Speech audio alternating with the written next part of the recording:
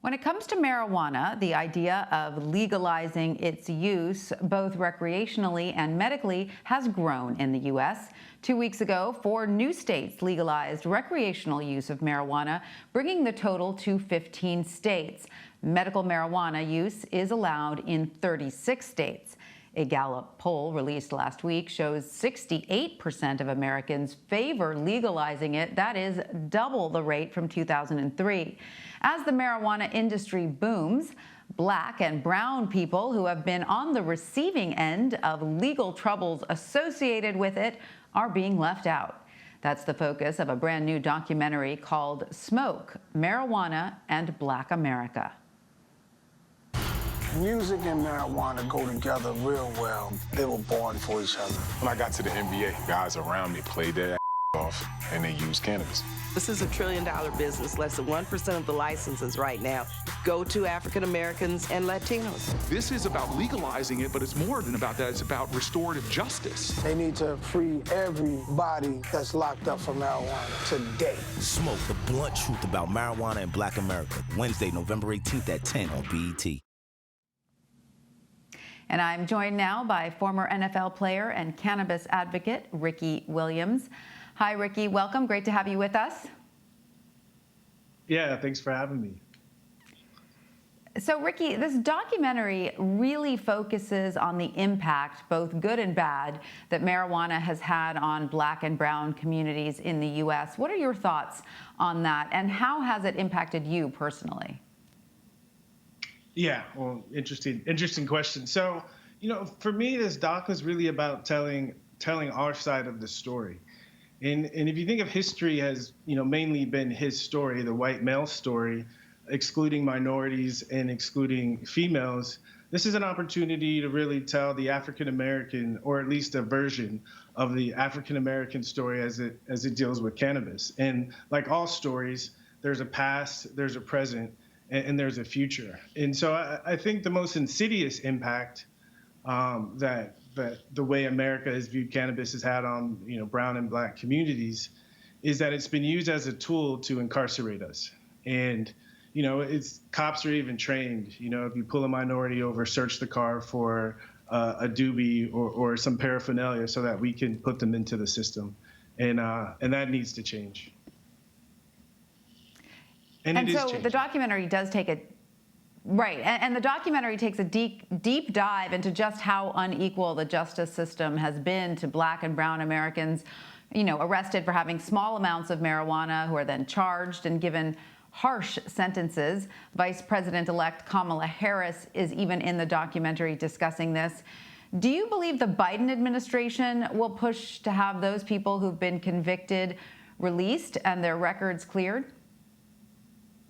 I really hope so, and I think if any administration is going to do it, it would be this administration, and mainly because Vice President-elect has spent a lot of her professional career and personal career in Oakland, and I think Oakland, California, really in this country, has really led the way as far as trying to do the right thing relative to minorities and Black and brown communities in cannabis. And so she has the experience, she has the contacts, and I'm confident that because of her knowledge that we will see things change in the cannabis industry. And California Congresswoman Barbara Lee has spoken out at length about Blacks being penalized for marijuana. Let's listen to what she had to say about it. This is a $1 trillion business. Less than 1% of the licenses right now go to African Americans and Latinos. And it is so important that those who've been most affected by these unjust laws benefit from the profits and the business aspect of this. So, you can't ignore the business aspect of this. You can't ignore that this is a huge profit-making machine as more and more states legalize recreational marijuana or even just medical marijuana. So do you believe the federal government should perhaps enact a program where it not only releases and clears records, but makes space in the cannabis industry for, these people who've been charged to open a business? No doubt about it. But in order to make it important enough to the government to do something about it, it really takes the people, it takes us, the people on the ground, the advocates, that, to come out and tell our stories and to share our experiences. And inside of the industry, there's a pretty decent sized minority that is really pushing when it comes to regulation in states, really pushing for laws that keep this in mind and not only help get nonviolent cannabis offenders out of prison, but actually find a way to give back to the communities that have been most hurt by the draconian cannabis laws. Mm-hmm.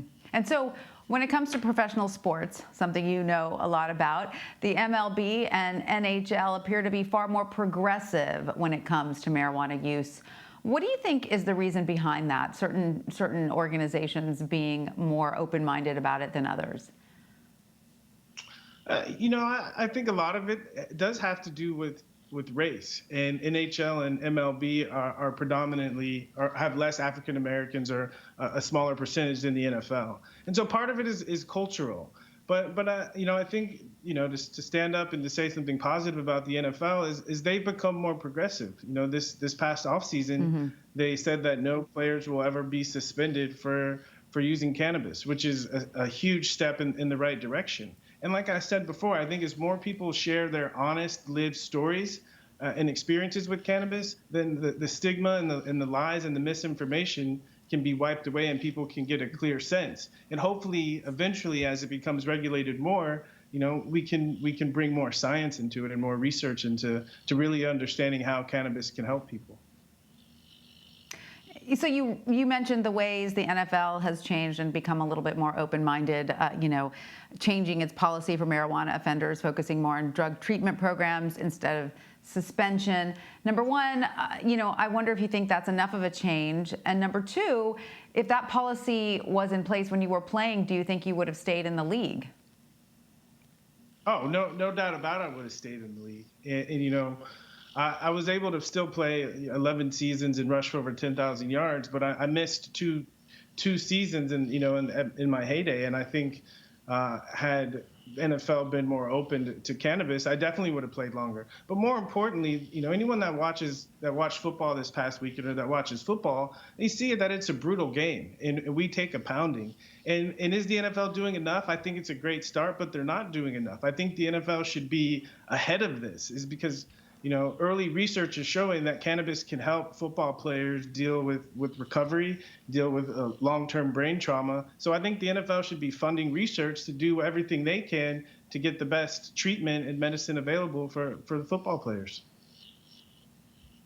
All right. Well, Ricky Williams, thank you so much for joining us. We really appreciate it. Yeah, thanks for having me.